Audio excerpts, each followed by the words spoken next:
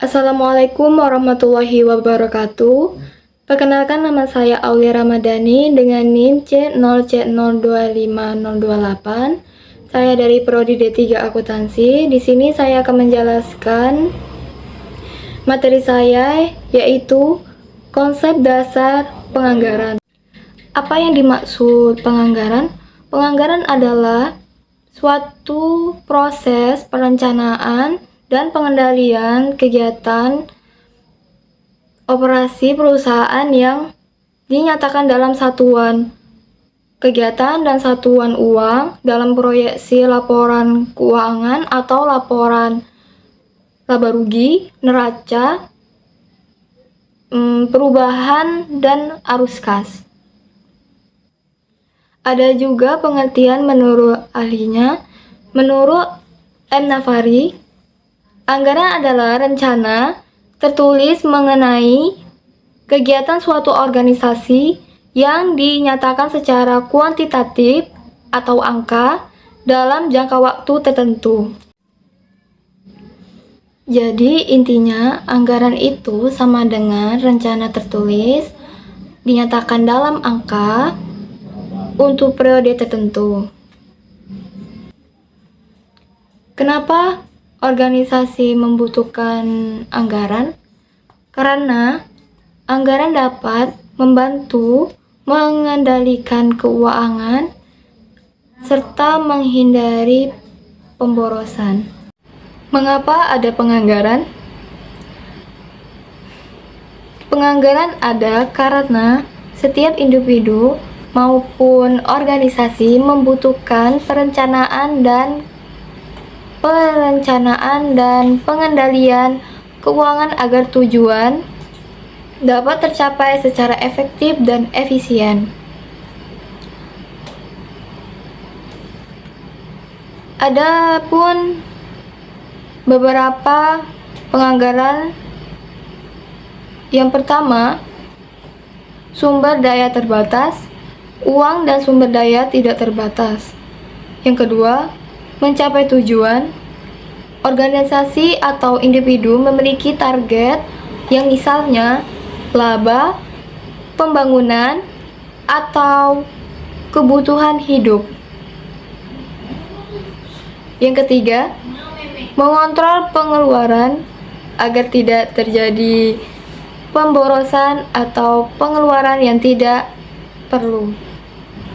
Yang keempat, sebagai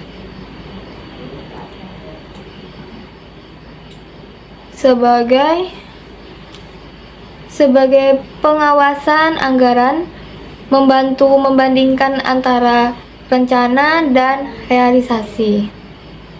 Yang kelima, membantu pengembalian keputusan dengan adanya anggaran.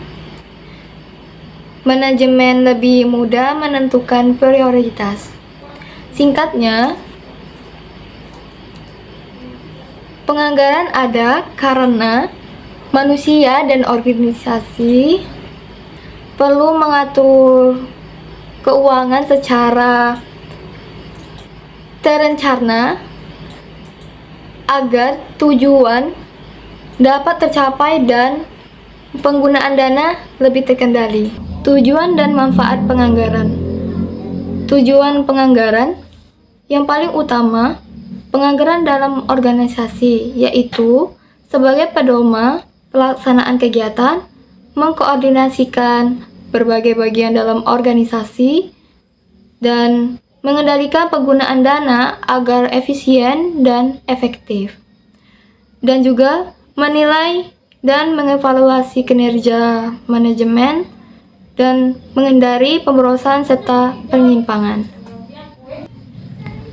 Selanjutnya, fungsi penganggaran. Yang pertama, fungsi perencanaan, menentukan arah dan target organisasi. Yang kedua, fungsi pengendalian, membandingkan realisasi dengan anggaran. Yang ketiga, fungsi koordinasi, menyelaraskan aktivitas antar bagian. Yang keempat, fungsi motivasi, mendorong manajer mencapai target. Yang terakhir, fungsi evaluasi, menilai keberhasilan pencapaian tujuan. Adapun jenis-jenis penganggaran, yang pertama, anggaran operasional, anggaran keuangan, anggaran penjualan, anggaran produksi, anggaran kas, anggaran fleksibel, anggaran tetap, atau fixed budget. Di sini saya akan menjelaskan 3 saja jenis-jenis anggaran. Yang pertama, anggaran operasional. Anggaran operasional mengatur kegiatan utama perusahaan sehari-hari.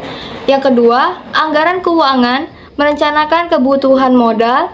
Yang ketiga, anggaran tetap dan fleksibel sebagai patokan tetap dalam pengendalian biaya. Dan yang paling terakhir, manfaat penganggaran. Yang pertama, membantu manajemen dalam pengambilan keputusan. Yang kedua, meningkatkan efisien penggunaan sumber daya. Yang ketiga, mengurangi risiko kerugian. Yang keempat, memberikan gambaran kondisi keuangan di masa depan. Adapun kelebihan dalam anggaran, yang pertama, membantu perencanaan kegiatan organisasi. Yang kedua, menjadi dasar evaluasi kinerja. Yang ketiga, sebagai alat pengendalian dan penguasaan keuangan. Ada pula contoh, suatu hari panitia mahasiswa ingin mengadakan seminar di kampus sebelum kegiatan dilaksanakan. Mereka menyusun anggaran terlebih dahulu agar dana yang dimiliki cukup dan tidak terjadi kekurangan. Kesimpulannya, dengan penganggaran, panitia bisa mengetahui jumlah dana yang tersedia, mengontrol pengeluaran, dan memastikan kegiatan tidak mengalami kerugian. Saya akhiri. Wassalamualaikum warahmatullahi wabarakatuh.